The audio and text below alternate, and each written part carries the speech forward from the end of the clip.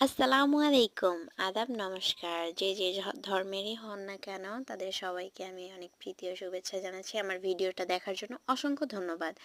তো আজকে যে আপুটাকে দেখতে পারতেছেন, এই আপুটা হচ্ছে বিউটিশিয়ানের কোর্স করে এবং আমিও করি। তো এই আপুটাকে একটা সিম্পল পার্টি মেকআপ দেওয়া হবে।